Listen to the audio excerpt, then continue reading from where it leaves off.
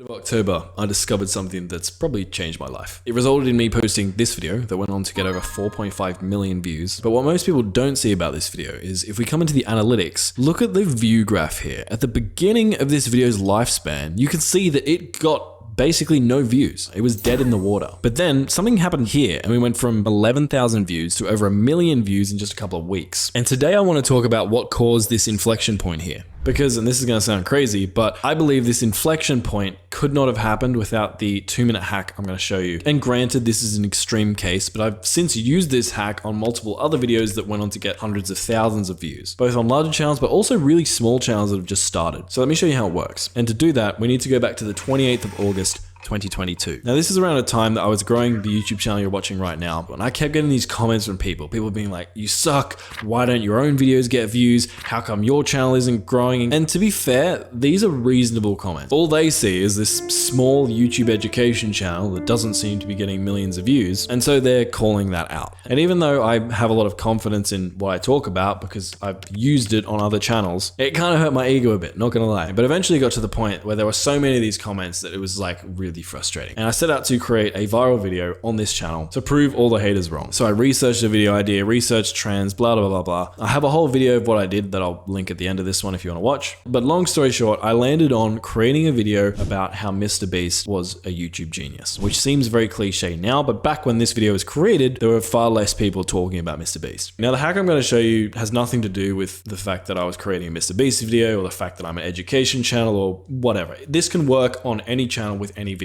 And I'll show you why in a sec. But anyway, I created this video, I posted it, and like you can see from this graph, just flat, just nothing. And I started questioning myself. I'm like, have I lost touch? Like what's going on? And so I jumped into this video's analytics to diagnose what the problem was. And when I did that, and I came down to my audience retention graph here, and that's when I noticed a big problem. See, your audience retention graph represents how long people are watching your video for. So what you ideally want to see is flat line, people not leaving the video, or at least as flat as you can possibly get it. Because that means a high percentage of people are actually watching the video. To oversimplify things, makes the algorithm love that video and promote it to more people. But what I saw in this MrBeast video were two things. One, I saw some drop-offs, kind of like the ones you can see in this example here, at random points within the video. And also I saw a much steeper decline during the intro than I would have liked. And that means two things. One, my intro wasn't really engaging people. And two, there were certain clips or moments within this video that were triggering people and making them click off the video.